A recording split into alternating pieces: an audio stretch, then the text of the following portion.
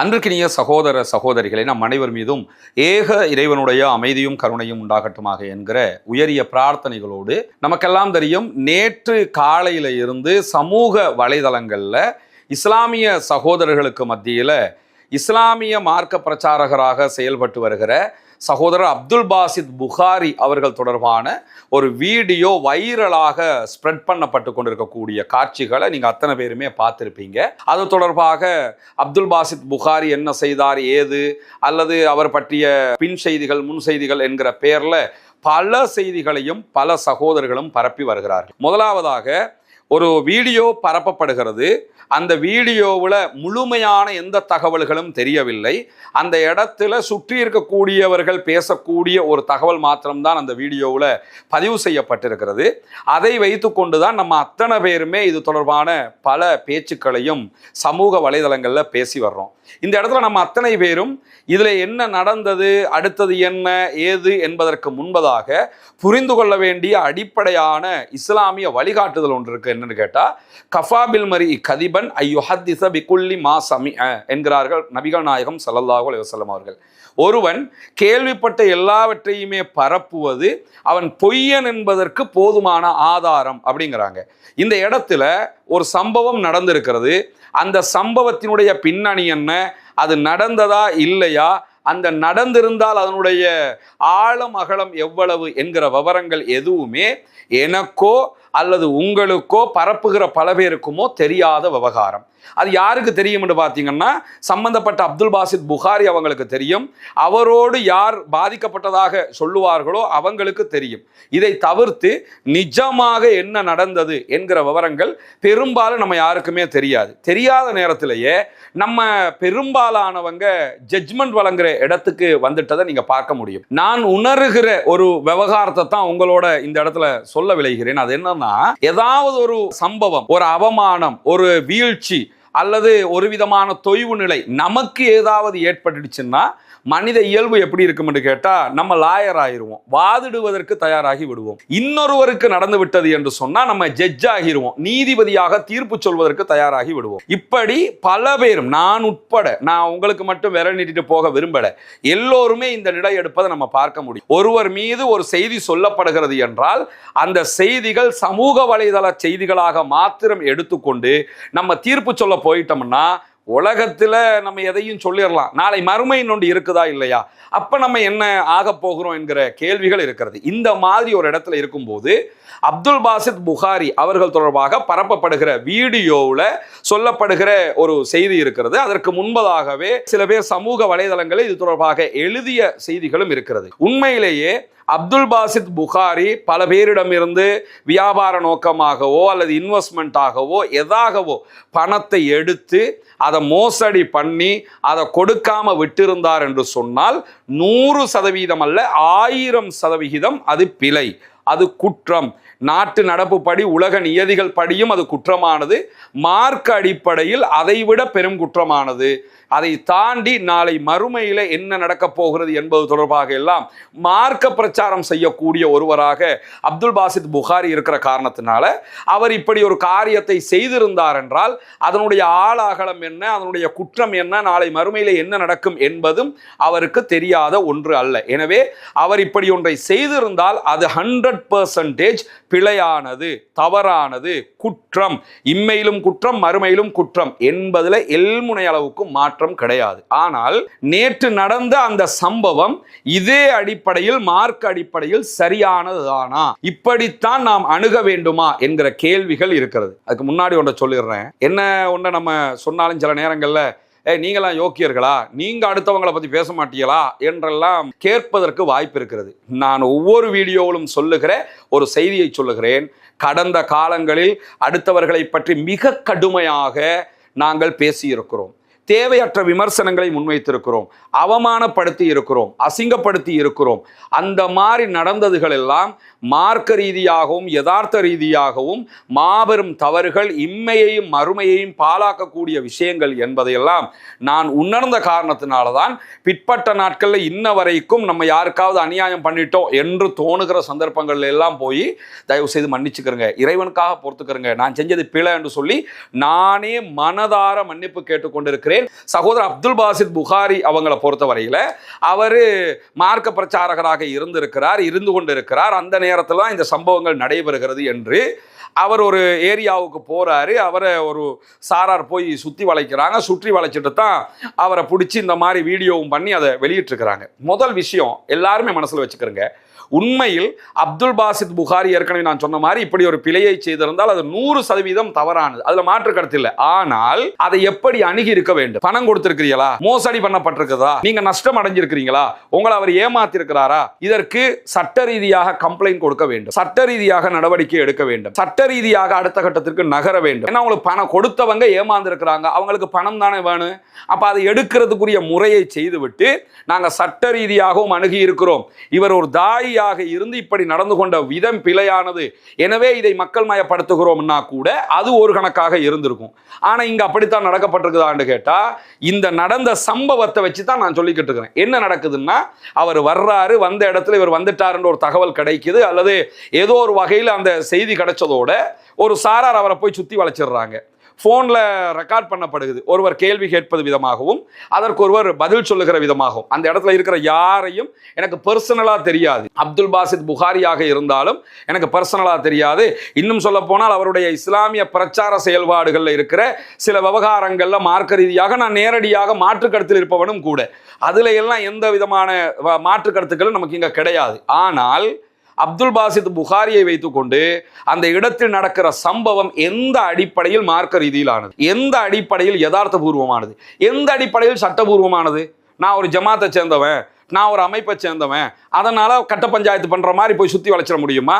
இப்படியே ஆளாளுக்கு சட்டத்தை கையில் எடுக்க போனால் ஒரு சமூகம் எப்படி அடுத்த கட்டத்துக்கு நகர முடியும்? ஒரு சமூகம் எப்படி நீதி நேர்மையாக அந்த சமூகத்தினுடைய அடுத்த தலைமுறைகளை வார்த்தெடுக்க முடியும்? போயாச்சு, ஒருத்தர் குற்றம் செஞ்சிருக்கிறாருன்னு நீங்க நினைச்சிட்டீங்க, அவரால் பாதிக்கப்பட்டிருக்கிறீங்கன்னா வா கேமரா எடுத்துக்கிட்டு வா, சுத்தி வளைச்சு நில்லு, இவர் எப்படிப்பட்டவர் தெரியுமா? சரி, இப்ப அந்த வீடியோவை எடுத்து நேத்து சமூக வலைதளங்கள்ல ஸ்ப்ரெட் பண்ணி விட்டாச்சு, இப்ப பணம் கிடைச்சிருமா? இப்ப என்ன, இதனால என்ன நடந்தது என்கிற கேள்வி இருக்குதா இல்லையா? பாதிக்கப்பட்டது உண்மை, பாதிக்கப்பட்டவர்கள் சட்ட ரீதியாகத்தானே நம்ம அதை அணுகணும்.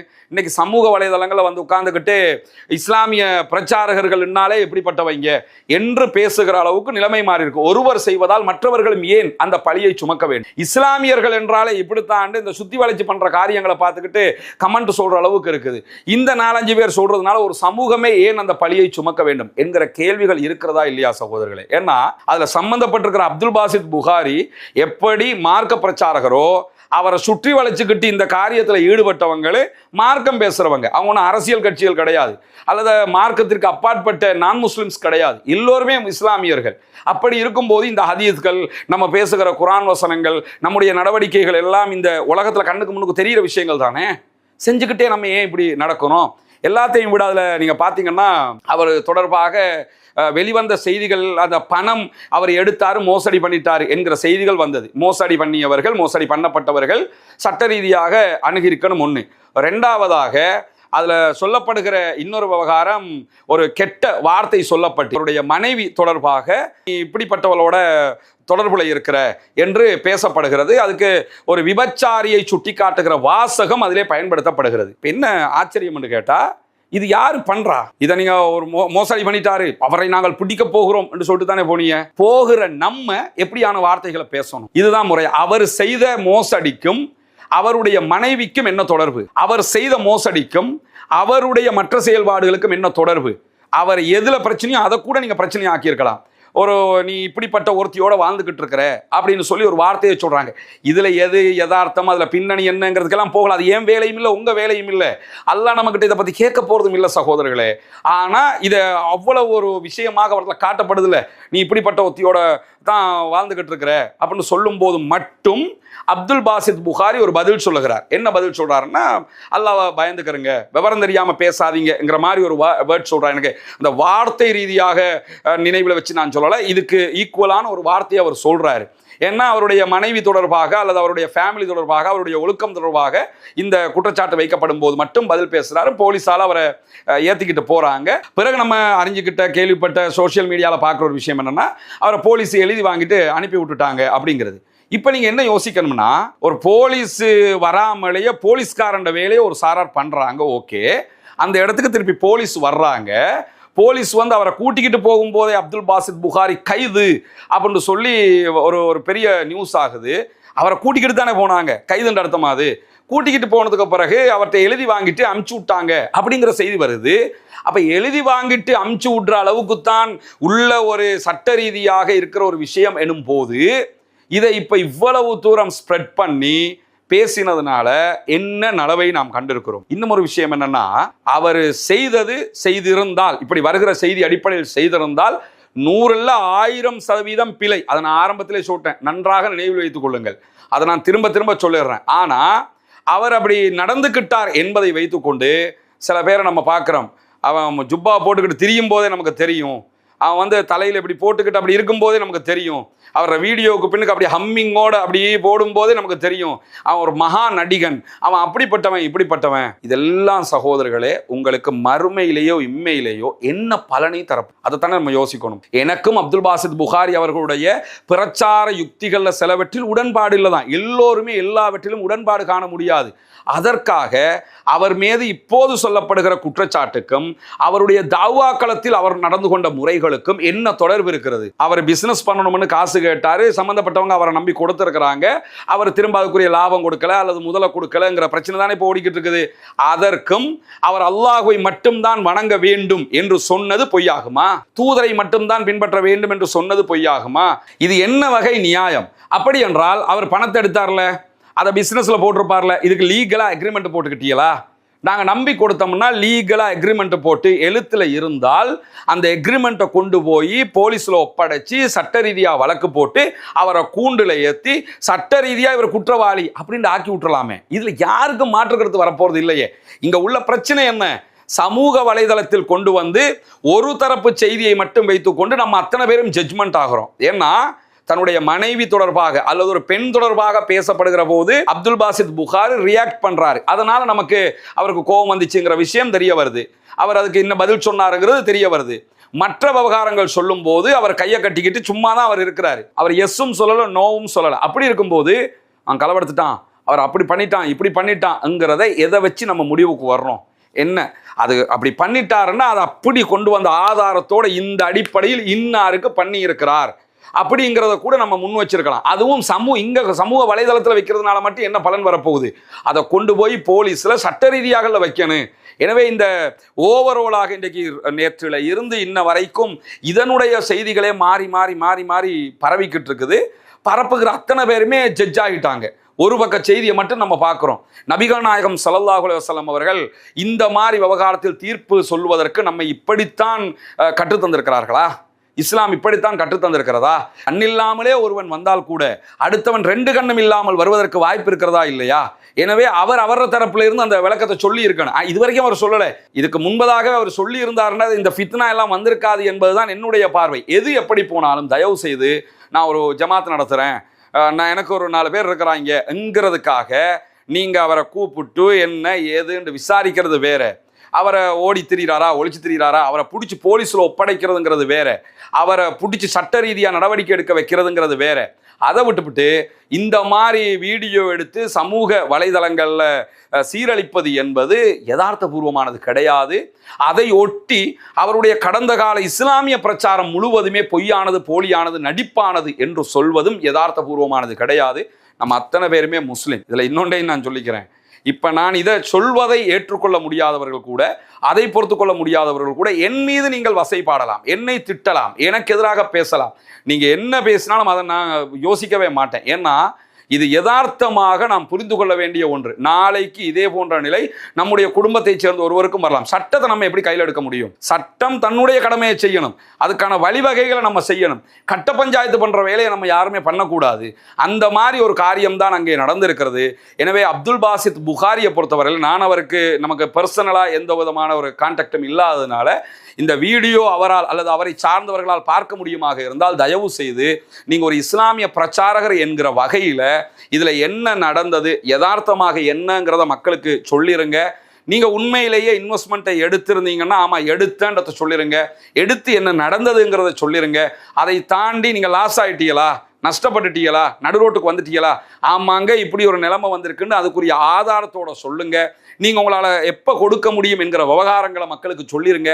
சொல்லிட்டா என்ன ஆயிரும்னு கேட்டா, இந்த இஸ்லாமிய பிரச்சார வட்டம் என்பது இதையொட்டி வேறு விதமான கருத்தாடல்களுக்கு போகாமல் அது ஒரு புரிதல் நிலைக்கு போவதற்கான வாய்ப்பாக இருக்கும். இது அப்துல் பாசித் புகாரி அவர்கள் மீது இருக்கக்கூடிய ஒரு கடமையாக இருக்கிறது.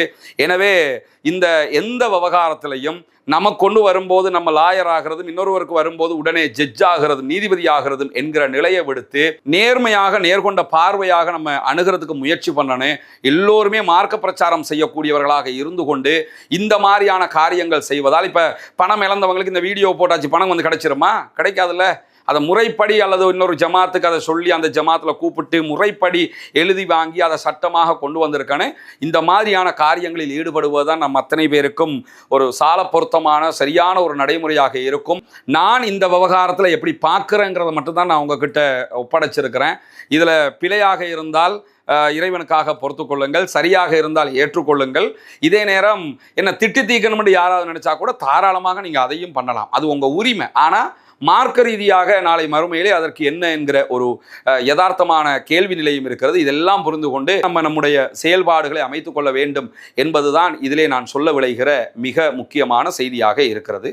அல்லாஹு தஆலா நம் அனைவருடைய எண்ணங்களையும் செயல்பாடுகளையும் புரிந்து கொள்வானாக. வாஹிர் தஅவானா அல்ஹம்துலில்லாஹி ரப்பில்